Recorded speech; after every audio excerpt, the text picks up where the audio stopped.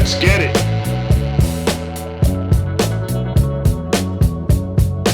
The only wife I have a relationship with right now is Robyn, but we've never been allowed to essentially be in love with each other or find solace in each other because this kind of quasi-plural marriage mess that's been going on. And now everybody else is leaving, everybody else is gone. We're having these struggles with everybody else, but we still don't feel like we can expose our place of solace, our love for each other in any way. At that moment, you're supposed to break out the big violins and sing songs of sadness because Robyn and Kody can't express their true love for one another. Oh, aren't they oppressed? Oh my. They will fall into the same halls of fame as Romeo and Juliet and any lover who could not express their true love for their loved one. Get the hell out of here, dude.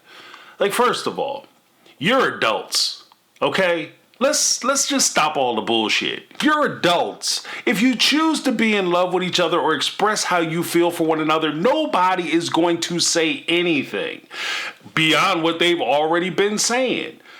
So you might as well just go ahead and do what everybody knows you're doing anyway. It's ridiculous. The first thing I'm going to bring up is the idea when you show up to Mary's house in this last episode, you both pull up in different cars. Like, we don't know that you guys are coming from the same damn place. This is kiddie game stuff. This is high school stuff. Hey man, make sure I leave like 5 minutes before you go, and then you come after so that way no one knows we were together. When everybody knows you're together, it's stupid. This is silliness. This is silliness. The reason why you can't express how you feel is because you're both cowards.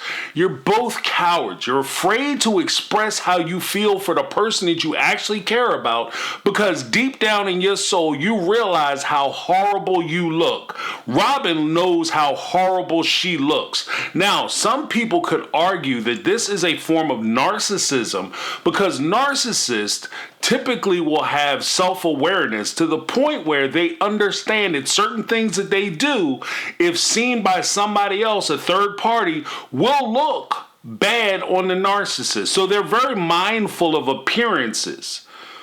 So I'm not going to sit here and try to diagnose anybody. I'm going to just simply say that narcissists and assholes have a lot in common. And when push comes down to shove, maybe you guys aren't narcissists, but that doesn't necessarily mean you aren't assholes. Because when you decided to treat the women around you the way that you did, you no longer are somebody who is lovelorn and love lost and deep in love and your love is being oppressed. You're the person who has done the wrong thing, and because you did not conduct your previous relationships properly, and more to the point, if you didn't want to be in those relationships, just understand very clearly, James is not the guy that's going to tell you that you have to stay with somebody you don't want to stay with. I don't think that you're doing your wife any favors. I don't think you're doing your kids any favors. I don't think you're doing yourself any favors by staying in a relationship that you don't want to be in, especially if you're going to stay in that relationship and mistreat the person that you're in a relationship with. Now, there's a whole bunch of stuff that I want to say about this particular subject before I get into it and I get too lost in the sauce and I go crazy. I'm first going to just say that if you guys are enjoying my content, you know the rest. Go ahead and give me that thumbs up. Let a brother know that you feel, give me some love. Give me some love, man. It's awesome. If you're not really feeling how I'm coming off in this video, that's fine. You don't necessarily have to watch this. I'll have more positive and productive videos coming up shortly, and I will be going live shortly, so make sure that you hit that thumbs up on your way out, which is fine.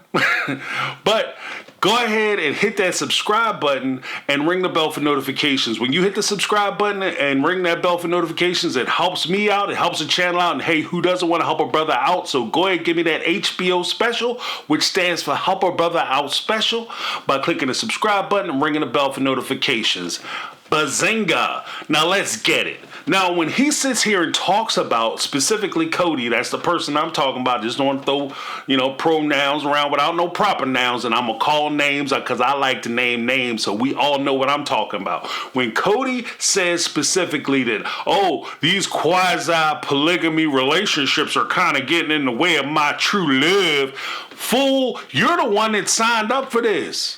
You act like it's something that happened to you. You got caught up in it. You was walking to the store one day and all of a sudden somebody threw a bag over your head, drug you into a truck, and then all of a sudden marched you down the aisle 3 times before you found your true love. That's not the case. You knew what you were getting into. You signed off on this. And more importantly, you didn't just sign off on this with the 3 women that you married to previous to marrying and finding your true love. You had 13 children with these people. 13 kids. So for you to sit there and pretend like this is something that's been thrust upon you is ridiculous in its nature. Because even if you say that somehow you're a victim, what does that make your kids? You're a participant. You're a willing participant to your own destruction and your own sadness. You're an architect of your own depression. And so if you're feeling sad and everybody gets blue sometimes, and I'm not saying that that's not the case, but if you're sitting here and feeling like you're put upon because of the decisions you make, please remember that these were the consequences of the decisions that you make. And to steal a quote from a jackass that I see on TV, you need to hold yourself accountable, brother. It's your fault. If you want to sit here and pretend like it's somehow on the fans and the people who watch the show and the people who do the YouTube channels and make commentary that somehow we're creating a situation or environment where you can't express your true feelings for the woman that you love because you will be scorned and talked about, my man, you did that to yourself. Because if you were straight up with everybody involved and told everybody involved what was what, then you could do whatever you want. Now, clearly, some people are not going to like it, and I'm going to go on record as saying that. If you go to Mary and tell her that you don't want to see her anymore, she's not going to like it. She's going to be angry. If you would have went to Christine and Janelle years ago and told them, I don't want to be with you guys anymore because I found the love of my life, they wouldn't have been happy. But at least you would have freed them to go on and continue with their lives. What you did instead, and this is where I have strong disagreements with anybody who sits there and drag out relationships like this. What you're doing instead is you're stealing from these women. You're stealing the most valuable commodity that they own, which is not just their money and their resources and their womb. You're stealing their time. You're taking from them something that can never be replaced. You married Christine when she was in her early 20s. You married Mary when she was, 19? You married Janelle when she was in her early 20s. And you've kept these women and held these women into their 50s. Into their 50s. You've stolen decades from these women. And because you sit here and pretend like, this is just what I did and I wasn't never happy until I met Rob. And that's why I'm happy and I'm so content I can't express my happiness. What about these women? One of my favorite scenes, and I would play it here, but I know sooner or later somebody gonna catch up to me. There's a scene from Fences, and I played it before, where Denzel Washington's character was standing there talking to his wife, and he was telling her how he was going out and he was seeing this woman and how he felt like he was standing still in the same place and he hasn't been moving. And when he goes over and sits on this woman's couch, he is so filled with excitement and joy and happiness, and this is the place where he needs to be. And so therefore he's going to leave his wife because she doesn't make him feel fulfilled. And his wife had the best response. She said, I've been standing right here with your dumb ass the entire time. You think I don't want to know what it's like to be with somebody else, to be happy? You think I don't want to go out and lay up with other men and drink and have fun and go sit on somebody else's couch like you doing? You think I don't want that? I didn't do that because I was faithful to what I promised. I gave you my word, and so therefore I buried all my hopes, my dreams, my ambitions, everything I had in you. And I hoped that seed would blossom. And when it didn't, I realized that damn ground was hard, rotten, and cold, and nothing was going to spawn from it. But I held on to your ass anyway, and I made sure that I stayed with you, and I stayed faithful because that's who I am. And what I'm saying is that is the earmark of character. Now, it's not so much the earmark of character that you're staying in a situation where you're suffering and you're being deprived, but what I am saying is that the earmark to character is you giving your word to somebody and making sure that you meet your word. Now, what is the word that you're offering somebody when you go into a relationship? The word that you're giving to somebody is that you promise to love them and cherish them. Part of that loving and cherishing part isn't necessarily being present. It's not necessarily being present, because you can love somebody enough that you realize that you're not right for them, or they're not right for you, that you're wasting your time, or more importantly, you're wasting their time. And so therefore, your expression of love and care and compassion is for you to let that person go so that they can go on and find the person that's suitable for them while they have time to be happy. You don't drag out misery and torment for your own benefit. And this is why I say that Kody and Robyn are cowards. You're cowards because you're sitting there allowing your fear of being alone to rule over the day and make decisions for you. You're allowing your fear of not being called the thing that you'd like to be called, even though you're not that thing. Robyn, I want to be a polygamist. I identify as a polygamist. You grew up in a polygamous family where basically you grew up under the side chick household. Your dad came and visited you. You guys didn't get together as one big happy family. She said it, she confessed it. So basically, you live separately. You were the other chick. Your mom was the other chick that was with your father. Period. I'm sorry, your stepdad. Then, when you got married the first time, you didn't come from a polygamous family where you were the polygamous wife, the first, second, third, fourth wife with this guy. You were his monogamous wife. You got divorced, then you married into this family. Now, let's talk about that. When you married into this family, did you marry into a family where all the women were considered equal and on the same plane? Did you marry into a family where everybody was respected and treated the exact same way and given deference? No, you married into a situation where you were the prime wife, the most attentive wife, the wife who got all the attention, the wife who received basically all the benefits of being married. Robyn has been a woman who has lived as a monogamist under the umbrella of polygamy. She has been able to hide herself behind the veil of, oh, he has multiple wives. See, because what I do notice is you're not worried about Kody going out and finding a bunch of young things who are willing to marry into the family, where Kody is equally attracted to these women and equally willing to do everything he needs to for these women. You only want polygamy when it comes to Janelle, Mary, and Christine, because you understand that Kody don't want them.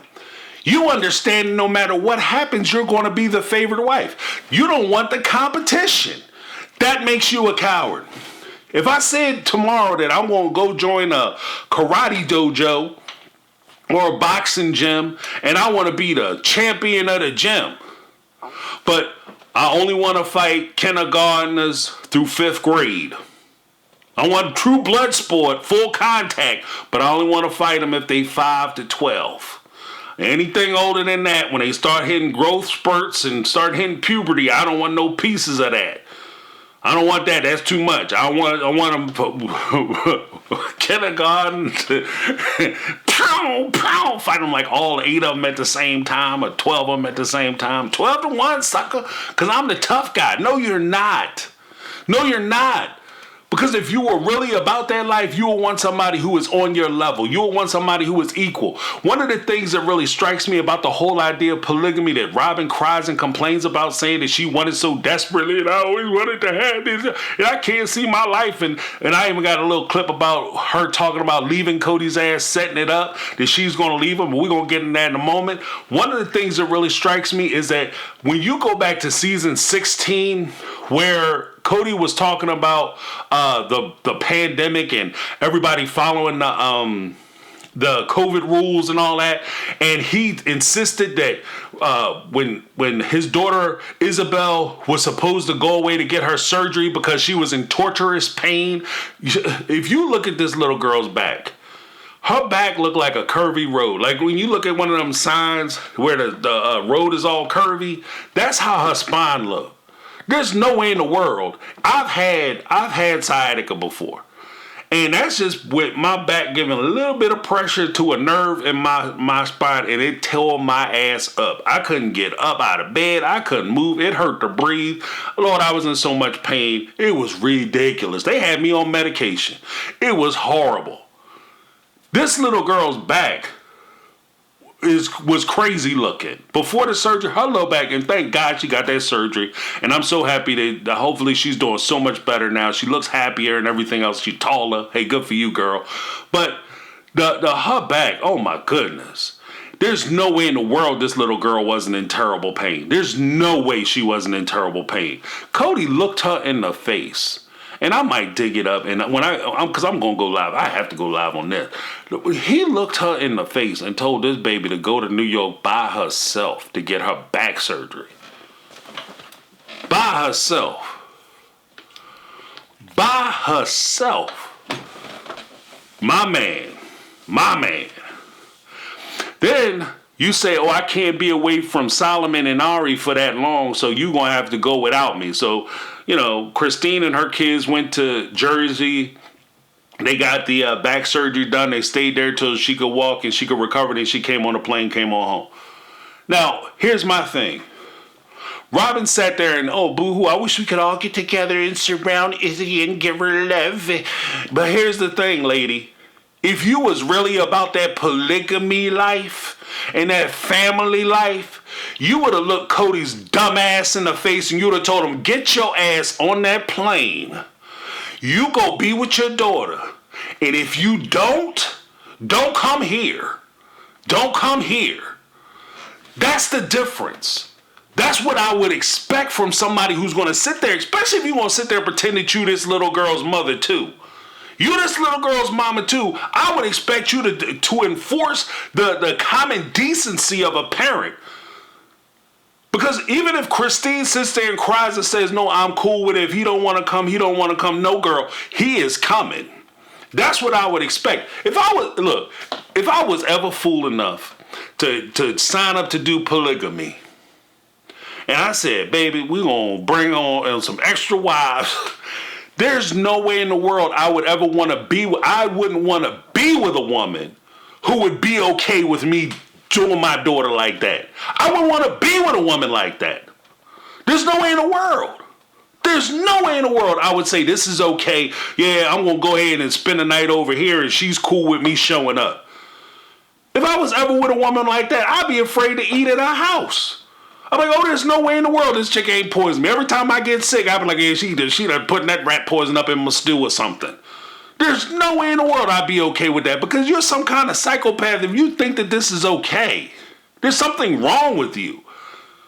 There's something wrong with you. And I'm happy for Christine. Congratulations on your marriage. I'm happy for you. That's what I'm talking about. Christine should have been let go out of this foolishness years ago. Because one of the saddest situations in the world is that you hold somebody into this bullshit situation, and then all of a sudden you finally let them go. They maybe find somebody, be with the person that they were supposed to be with, and they happy, and then they turn around and something happens to them or something happens to the person that they were supposed to be with. That's the saddest thing in the world. And they only get to spend 2 months, 3 months with that person in happiness. Let them go. And more to the point, when I talk about like why Kody wants to maintain these relationships, he doesn't even want to maintain these relationships for himself. Because there's a strong point of me to think that part of the reason why he likes to maintain a relationship between Janelle and even Christine was that he get to talk about the other wives and other situations with these women and not necessarily involve Robyn, because like he said, he doesn't want to appear to be close to Robyn because then he'll get too much criticism and then things will go bad. But with these women gone, now all of a sudden he's kind of reduced to, his circle has been reduced to just talking to Robyn. And he doesn't want to do that. And maybe Mary, but he doesn't want to sit there and have a conversation with Mary because he genuinely doesn't like Mary. But as he said, he can't tell these women that I don't want to be with you because of this reason. I got one wife that I've got a great relationship with. And I'm afraid if I abandon these women, that she'll lose respect for me. And he's not just afraid that she's going to lose respect. He's afraid he's going to lose his damn wife. And it says a lot. It speaks up very heavily on Kody's character because he's willing to keep these women around just so he can keep the woman that he cares about. He's willing to use and abuse and mistreat these women, Janelle, Christine, Mary, so that he can maintain a relationship with this other woman. You should not have to use somebody else so that you can feel happiness. There's something wrong with that. It expresses cowardice, like I said, and it also represents you being devoid of strong moral character and strong moral fortitude, that you're willing to sacrifice somebody else for your own personal happiness. That says a lot about you. The second thing, when we sit here and I talk about Robyn and I talk about him being selfish with regard to Robyn and how he's treating Robyn and how he's putting her on a pedestal and trying to treat that relationship, the idea that Robyn sits there and she says these things that, to be honest with you, don't make a whole lot of sense is crazy to me. And I am concerned about a lot of the stuff that she says because it just doesn't make sense. She's so worried about trying to shape her image and how people see her that she sometimes says things that are incongruous with each other, don't equal out, don't make sense. She says things that frankly are crazy because when you don't live in reality, that's what crazy is. And she's, she's 2 cups of crazy in a 1 cup limit. You know what I mean? Like, you're not supposed to be that crazy. I just don't get it with them. And it's a mess to watch people sit there and make sacrifice upon sacrifice so that they can build this family and this family unit, only to turn around and destroy that family unit from within. It also kind of trips me out that Robyn will sit there and she does this thing where it's everybody else and the whole world is happening to her. One, if that is the case because you're a victim, sweetie, that's what a victim is. A victim is somebody who things happens to that person and they have no power. They're powerless. That's what she expresses. She expresses a victim mentality when she sits there and says, oh, all these things are happening and I don't have no control over what Christine and Mary and Janelle and Kody, they do these things and it's affecting my life and I don't have a say. But I'm not a victim, sweetie. And I hate that word. Then why are you giving the damn definition of it? You can't say I hate to be called a thing and then you go on to describe the thing that you hate being called and say that all those things apply to me. That is the damn term, dummy. That's what a victim is. But see, I don't think that you're a victim. I think that you are so concerned with knowing that you look shitty in this situation that you create these problems and you pretend like you don't have anything to do with them. Here's the other part of it. If you don't want somebody to sit here and say that you are a victim or you're weak or the circumstances, whatever the case may be, take control over your life. You can't take control over your life because the thing that you want is an evil thing to say you want.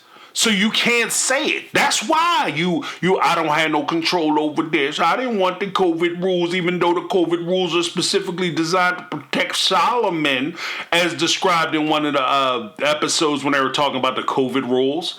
The whole reason why they had the COVID rules was to protect Solomon. Period, point blank, the end. I can call up the tapes if you need me to call up the tapes, because you know James bring the receipts. That was the whole reason why they had the whole damn COVID rules, because Robyn was concerned about Solomon. That's it. And what makes it even worse, like I said, when we talk about polygamy, the reason why they were so upset that, okay, Robyn doesn't want her family to interact with the other people because she's afraid that Solomon, he had a previous sickness or whatever, and he might be exposed, and he could be vulnerable to the disease, which is fine. You got to protect your family because you know your family's medical history better than I do. However, when Janelle and Christine wanted to get together and they wanted their kids to come together because Janelle's kids essentially grew up with Christine and they relied on her, and if anything, they saw her as their number one official caregiver. That's the primary caregiver that they grew up with. So they wanted to spend time with her, and they wanted to see their siblings because they considered Christine's kids their true siblings. Not just something that they say, not a name or a title that they give. They actually saw one another as brother and sister. So when they wanted to spend time with each other, they could have. When they went away for the holiday and everybody came to town, they got the rental and they went to the house, and Christine and Janelle and their kids got together and spent time, and Robyn was so upset because it doesn't matter with the houses and the beautiful presents and the meals and the specialty foods that Christine makes that are so delicious, her little biscuits. And she got so upset. The reason why she was upset wasn't because these people got together and they spent the time separate and it wasn't a big celebration at Robyn's house. I truly believe that she was upset because, like the COVID rules and like the holidays, these people got together and had a good time together, and she wasn't included and she couldn't control the situation. That's why she was upset. And that's why you're a damn coward.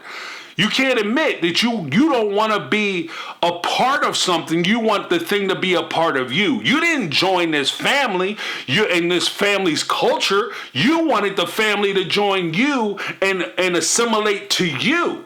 You didn't want to assimilate to the family culture, because the family culture when Robyn came into the family was they were together. They lived under one roof. Even though Christine didn't like it, they lived under one roof and they were one family. When Robyn came into the picture, all of a sudden is, we all need to have separate homes. We all need to conduct our lives in secret. We all need to stay apart. And I don't understand why we can't be a family. You can't be a family if you all separate, dummy. You can't walk on both sides of the street at the same time. You can't have it both ways. Who raised these people that you think that you can have everything you want? I want my cake and I want to eat it too. I want to destroy the sandcastle. I want to kick it over, and then at the same time, I want to take pictures of it. I don't understand why the sandcastle's been destroyed, because you kicked it over, Robyn. That's not fair. I wanted it, Robyn. Don't let her in the kitchen. You know what I mean? No, don't drink nothing she give you. I'm just saying. So let's take a look at what Robyn had to say as she's sitting here trying to blame everybody else for all her problems. It's all of them doing it. It's Kody with Christine and Kody with Janelle. And I have no say and I have no influence whatsoever. I just feel like there's just so little left. It's very frustrating.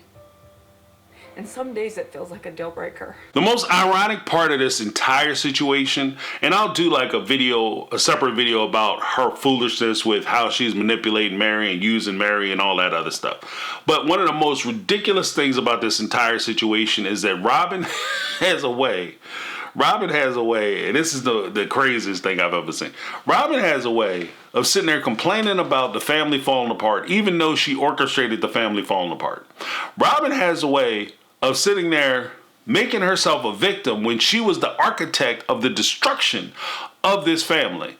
And now that the family is being destroyed and the wives have started to stand up for themselves, like, I don't understand. Like, if you could have a dog,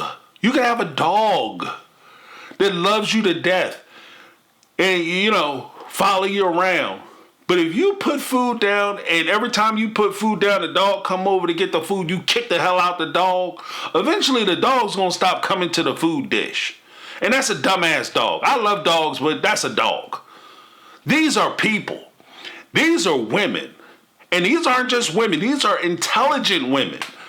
So you think that you're going to be able to come into their situation, mistreat them, treat them like shit, and they're just going to keep coming back because you're so wonderful and is what you want? You're a crazy person. And I'll go on to say this. What's funny to me is whether, I don't know how many people pick this up, but she's been saying for a few seasons now, she's been putting together her case for her exit strategy. Dumbass Kody don't see it coming. Player, man to man. I know you like that manosphere stuff and it doesn't count unless a man say it to you. Let me be the man to tell you, dog, she's fitting to leave your ass. And when she leaves, she's not going to do like Christine did you. Because Christine played you. Oh, she played you sweet, baby. She played you sweet. Because she took her house and she just said, look, this is my house that I've been paying for. I put the money on it. You didn't really contribute nothing. Everything you gave me, I gave you back. This is my house. I'm going to take my stuff and I'm going to leave. With regard to our child, I'm going to provide for our child, and anything that you can kick in to help with this child, that'll be great. That'll be wonderful, but I won't be looking for you or your check. Christine, oh, as much as you talk shit on Christine, Christine did you lovely. Christine did you lovely. Now, Janelle, she's living in a damn apartment. This chick is not coming at you. She's not saying, look, I'm coming and I'm breaking you off, sucker. She's not doing none of that. Janelle played you lovely. These women are saints as far as I'm concerned. You look at Robyn. My man, Robyn is fitting to rob the shit out. Look, you gonna get robbed, brother. She's gonna turn you upside down and shake your pockets out. She coming for the lint in your pockets, dog. She coming for everything. When I say everything, I mean everything. She gonna take half of everything you got and then some. She got little ones too.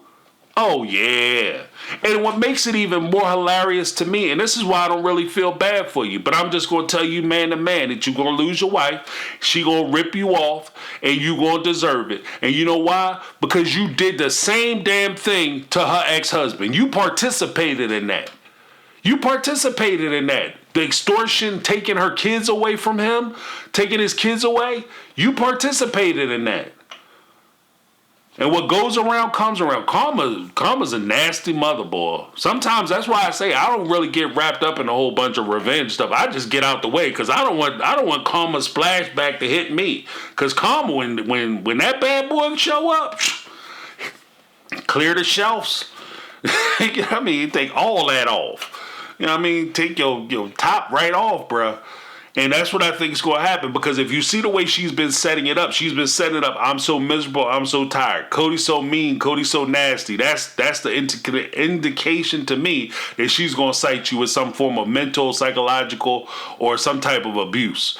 That you are somehow mistreating her because you're so mean, so nasty, so agitated, so angry. She's laying the groundwork, man. The case is coming. The case is coming, and he's afraid that if he doesn't have wives and he won't be able to hold on to her, man, look, she's already packing bags. You need to start checking to see where, you know what I mean, all this property that you think you're acquiring, she's gonna take that house that you bought her, she's gonna keep that. Then she's gonna have you start splitting up money from them other properties that you have your name on. You will have a pot to piss in or a window to throw it out of after she get done with you. And it's not going to be nobody's fault but your own. Because you sat there, this is what you chased after, and you finally got what you wanted. But it's not going to be what you thought it was. This is Edit James, and I just wanted to make sure that I added this one phrase to top off what I was just saying. The phrase that I want everybody to keep in mind when Robyn leaves is she wants to be maintained in the status and lifestyle for which she has grown accustomed. Robyn has never worked since she joined the Brown family. She has not contributed to the family financially since she came in, and more importantly, since she married Kody. She hasn't kicked in one red cent, one thin dime, nothing, nada. She's also been able to maintain and live in, since her marriage, a residence of no less than 4,000 square feet with at least 5 bedrooms. It will be very difficult for Kody to argue that he should not be forced to maintain her in a lifestyle status for which she has grown accustomed. That's my take. I'm James. This has been my take on reality, and I'm out. 'Cause I've been living life right like I could just die any minute. Going for a ride down the side.